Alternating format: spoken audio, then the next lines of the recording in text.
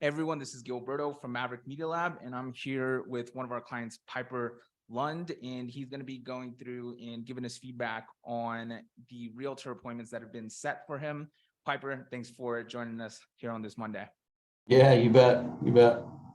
Awesome. So just to have an introduction for whoever's watching, who'll be watching this video, just tell us a little bit about yourself and who you are. So been in the business now 17 years. Have started off back in 2004 in the subprime days. Those were always so much fun. But I've transitioned over to A-Paper back in like '08. Made it through that crazy time, and now working for Aslan Home Lending here in Denver. Nice. Awesome. I'm curious to know, are you finding there to be some similarities between now and like '08? Yeah, very much so. It's I would say this time might actually be a little bit tougher than '08, '09. Interesting. Yeah, because we had a bunch of foreclosures back then. So those were rocking, we were doing a ton of HUD homes. Definitely don't have that because most people have a ton of equity in their homes. So I think it's a little harder this time. Different market. Interesting. Yeah. And I get, so before starting to work with us, like what were some of those like obstacles or challenges that you were facing when it came to growing your referral partnerships? Yeah, mainly just getting in front of realtors, talking with them, just getting into people that I normally wouldn't, because normally all my transactions are with either somebody I know, and then the listing agent obviously try to get their business as well. But if they're a good listing agent, they probably already have somebody, right? Yeah. So that's kind of what I was doing before. And it was also slowing down with all the COVID stuff that happened. I actually have two of my top realtors moved to Arizona. And one she was already a little old anyway. And so she's just like, I'm out, I'm done. I've had enough. So I was losing realtors, and that's why I sought out your company. Got it. Yeah, that was something that I had seen was kind of like a very common around like COVID, and especially like when the rates hiked, there was like agents that kind of like decided to retire. That's like, or they filtered out of their communication, or they just moved areas. That was something that was like very common. Even sometimes happens now too. So that was interesting. You just mentioned. And what had you tried like before as well? Like were there things that you had tried to like get more business from realtors? Like had you done like calling yourself, or tell me a little bit about that? Yeah, I mean, definitely called myself, was kind of picking up some lists or going to a website and figuring out who's in what realtor, what company, what certain areas like Denver, Aurora, Arvada. I would basically seek out those people and make those phone calls, but I was just never connecting with them. Either they would say not available, not interested, or just flat out not even return the phone call. And I was only doing phone, no text, so that I probably could have added that if I knew about it, or how to go about it in a large platform kind of thing. Yeah, got it. What were the numbers like on a weekly basis? How many like agents were you reaching out to approximately when you did the calls? Be perfectly honest with you, not as many as I should. It was probably only about 20 Okay. for the week. And mainly it's just I get tired, or I had other things to do. I had to put a file together, or had a meeting with the client. Doing those constant phone calls sometimes is just it's a grind when you feel like you need to be working on a file, essentially. Right.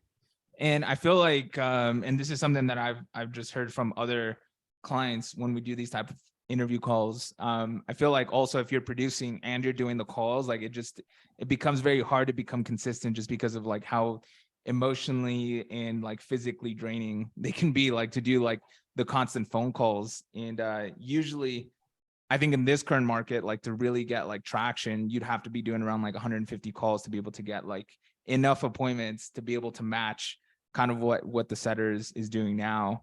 So is that kind of like what the mindset was before as well? Like you were kind of just tapped out on time Yeah, absolutely. You just get tired of it, or you set some times that you're like, oh, I'll do it from 10 to noon. And then all of a sudden the client that you talked to last night is calling you and wants to Yeah. lock their loan. So yeah, it's yeah, Or a absolutely. realtor or Yeah, a current realtor is calling you up as well. right, right. Yeah. And so now that you've started having and outsourcing like the appointment setting portion, like talk to us about the results. Like what have you seen so far in terms of like quality of appointments, referrals, deals? What does that look like? Yeah, so I mean, I was definitely impressed with how many they were doing. I was probably right at the beginning. It started out kind of slow, but then after about a week and a half, it really started to take off. And I would say I was getting at least 5 to 6 solid appointments during the week. Sometimes more than that. I think there was a couple months there where I had over 28 appointments. So Nice. yeah, quite a lot. Some of them turned out, some of them were short. I didn't really want to talk or didn't know what the call was about. Others of them were like, hey, let's go grab a beer. I like the way you talk. I like the way you sound. I feel like I do business just like that. So, let's go have a beer. So I've basically been able to make in-person appointments with probably about 10 people that have turned into good, solid relationships that have actually grown from just these initial phone calls. Nice. And what would you say have been like the amount of referrals so far and active deals that have come from it? Yeah, so probably about 6 to 10 referrals as far as customer, client referrals. I've already closed one deal and then have two others that are kind of trying to find a house here in Denver, which is a little tough. The other referrals went to another lender or went to the realtor lender. So I did miss out on those. And obviously rates were a little high. It's been super competitive. So that's also another reason why I lost those other deals. Gotcha. And what's been like, what have you seen now is like, I'm just curious to know, like some of those unexpected benefits, like once you started seeing like the appointments rolling in and like you kind of got into the flow of things, like what were some of those things where you were thinking like, oh, I didn't expect that, but that was like a benefit that came having the appointment center? Yeah, I mean, I don't know. Probably the big one was just flat out meeting people that I would have never met. Made a couple good friends with some guys that were now playing golf together. Nice. So never would have ran into that person if it wasn't for the appointment center. Share some life stories, and then it just kind of continues and snowballs. So I really thought these would be more business type relationships. And a lot of them turn into friends, true friends. Wow. And you said you've gotten about like 10, was it about 10 of those type Yeah. of relationships where they're like very like strong relationships? Yes. Yep. About 10, and that I talk to basically weekly. Yeah. Yep. Yep. Nice. And what would you say to someone who's like might be watching this video and might be where you were when you had first like started considering working with us? Like, what would you say to that individual who might be considering this in like this current market right now? Um, yeah, what would you say to that individual who might be considering doing this?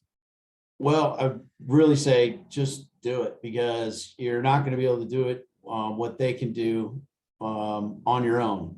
So you need to just do it, jump in. It does cost a little money, but at the same time, I've already made it back with one deal. I've got two more on the way, and taught into 10 good solid relationships, like I mentioned. So if you're thinking about it, I would just say trust the system that they've got, because it does work. How many hours?